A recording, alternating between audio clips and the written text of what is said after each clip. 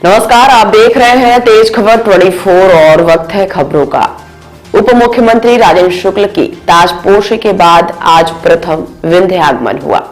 उप मुख्यमंत्री राजेंद्र शुक्ला आज सर्वप्रथम मैहर पहुंचे और मां शारदा की पूजा अर्चना कर विंध्य के साथ प्रदेश को विकसित प्रदेश बनाने का आशीर्वाद लिया। उप मुख्यमंत्री बनने के बाद प्रथम आगमन पर उनका जगह जगह स्वागत हो रहा है। मैहर दर्शन करने के बाद राजेंद्र शुक्ला चित्रकूट जाएंगे और वहां भगवान कामतानाथ के दर्शन कर अपने कुल गुरु से आशीर्वाद लेंगे। इसके बाद चित्रकूट से रीवा जाएंगे, जहां विभिन्न कार्यक्रमों में शामिल होंगे। राजेंद्र शुक्ला ने मैहर सर्किट हाउस में जिला प्रशासन के साथ एक समीक्षा बैठक की और मैहर के विकास के लिए चिंतन किया। राजेंद्र शुक्ला ने दावा किया कि भाजपा सरकार में प्रदेश बीमारू राज्य से विकासशील राज्य बन चुका है और जल्द विकसित राज्य में नंबर 1 बनेगा। उन्होंने कहा कि विंध्य और प्रदेश विकास के लिए कोई कोर कसर नहीं छोड़ी जाएगी।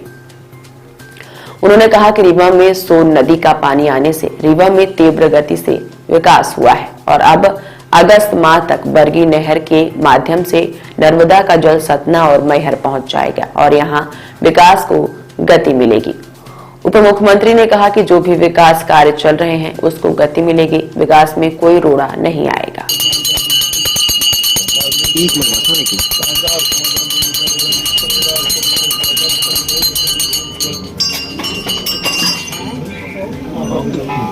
कल सबको एक बार हाथ लगा, आप पकड़ लीजिए, सबको हाथ लगा देंगे।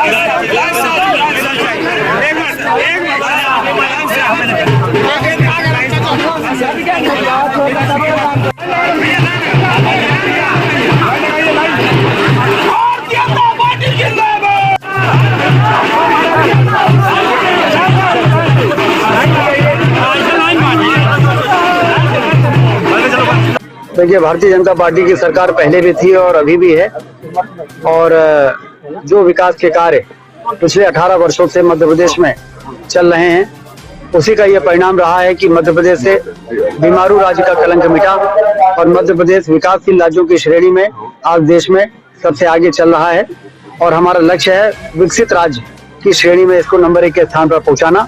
तो उसके लिए अलग अलग क्षेत्रों में जो काम चल रहे हैं, जैसे आज हम जहां मैहर मां शारदा के चरणों में खड़े हैं, यहाँ नर्मदा जी का पानी सतना जिले में लाने का हमारा संकल्प है।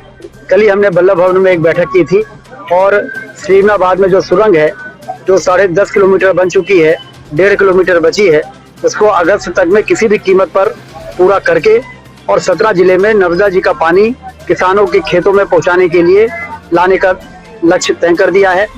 और इस प्रकार से जितने भी विकास के काम हैं वो सब कामों को द्रुत गति से चलाने के लिए जनता ने हमें अपना आशीर्वाद दे दिया है। भारतीय जनता पार्टी की भी सरकार बन गई है।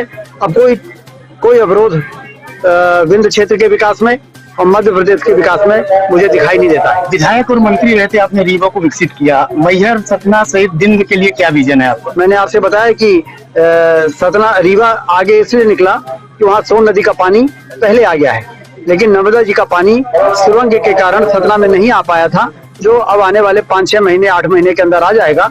और जब वो पानी आ जाएगा तो आप देखेंगे कि सतना और रीवा कंधे से कंधा मिला के बराबरी के साथ आगे बढ़ेगा और हिंदुस्तान में सबसे विकसित इलाके के रूप में स्थापित हो सर, जाएगा। इस बार बीजेपी ने जिस हिसाब से पॉलिटिकल रिफॉर्म किया है और लीडरशिप में जो सर्जरी कर दी गई है, नए सीएम को उतार दिया गया, डिप्टी सीएम का फार्मूला, क्या लगता है इसका? देखिए, नई पीढ़ी को आगे बढ़ाने का भारतीय जनता पार्टी का शुरू से ही शैली रही है, क्योंकि जिससे कि लंबे समय तक काम कर सके।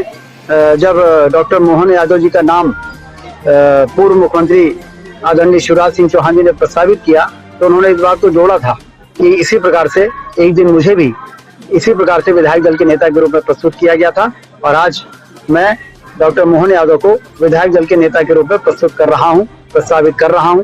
तो ये भारतीय जनता पार्टी के जितने भी वरिष्ठ नेता हैं वो नए लोगों को आगे बढ़ाते हैं, काम करने का उनको मौका मिलता है, सीखने का मौका मिलता है और इसी प्रकार से नए लोग तैयार होते हैं। रामनगर में आपने नल जल योजना का लोकार्पण किया था।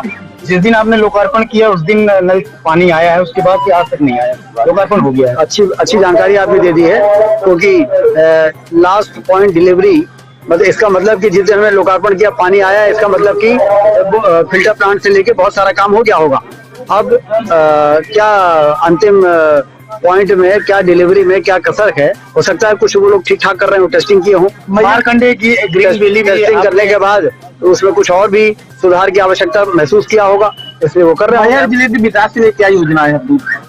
आज सुबह विधायक जी के साथ और कलेक्टर के साथ बैठ के हमने जानकारी ली कि कलेक्ट्रेट के नए जो कार्यालय हैं, जो अधिकारियों के मकान हैं आवासीय, इन सब की क्या स्थिति है। नागौर से जो एक रोड आ रही है जो रिंग रोड का निर्माण करेगी हमारे मैहर में, उस रिंग रोड की क्या स्थिति है, सारा जानकारी हमने ली है। हमने कहा भोपाल में एक बैठक करेंगे, सिर्फ मैहर जिले के लिए करेंगे, संबंधित विभागों के सारे अधिकारी रहेंगे, विधायक जी रहेंगे, कलेक्टर रहेंगे, सांसद जी रहेंगे और हम लोग मिलकर वहां पर और चीजों को ठीक करेंगे। मंत्रिमंडल का विस्तार होने जा रहा है, तो क्या विंध्य क्षेत्र से और कौन मंत्री बनने वाले हैं बता पाए? सिर्फ यही बस सवाल ऐसा है जिसका जवाब मैं नहीं दे पाऊंगा, क्योंकि इसके लिए आपको केंद्रीय नेताओं से बात करना पड़ेगा। मैहर जिले को भी मौका मिलेगा मंत्रिमंडल में। मैहर जिले को ग्रीन वैली का आपने विकसित किया था, लेकिन उसका काम पूरा पेंडिंग पड़ा हुआ है। अच्छी जानकारी आपने दे दी, हम उसको भी समीक्षा करेंगे और जो बचा हुआ काम है उसको पूरा कराएंगे। बाकी उस समय हमने मार्कंडे घाट में एक गेस्ट हाउस बनवाया था, मार्कंडे जी का एक मंदिर बनवाया था, वहां पर एमपीटी को ले जाके 1 हेक्टेयर जमीन फॉरेस्ट से डाइवर्ट करा के वहां पर उनके एमपीटी वालों का कुछ रिजॉर्ट बन जाए, ऐसा भी व्यवस्था की थी। और सिसली का जो टापू है उसमें प्राइवेट सेक्टर को उस टापू को डेवलप करने का, जैसे हमारा वहां पे है ना खंडवा में इंदिरा सागर में, उसी प्रकार से बाण सागर में भी जो टापू हैं जो पानी से डूबे नहीं है, वहां पर रिजॉर्ट बन जाए, लोग वहां पर जाएं पर्यटन के लिए, 4-4, 5-5 दिन रुके, एकांत में शांति का अनुभव कर सके, उसका भी काम शुरू हो गया। हमारे क्षेत्र में मांस मदिरा के लिए जो नए निर्देश जारी हुए हैं, हमारे क्षेत्र में क्या प्रभाव तत्काल प्रभाव से इसको लागू करने का निर्देश कैबिनेट की बैठक में माननीय मुख्यमंत्री जी ने दिया है। कमलनाथ ने तंज कसा है मांस की दुकानों को बंद और लाउड स्पीकर को लेकर के कि धर्म के प्रति हमारी सरकार वो नहीं करती है, भाजपा ही ऐसा करती है, इसलिए तो रसातल में चले गए।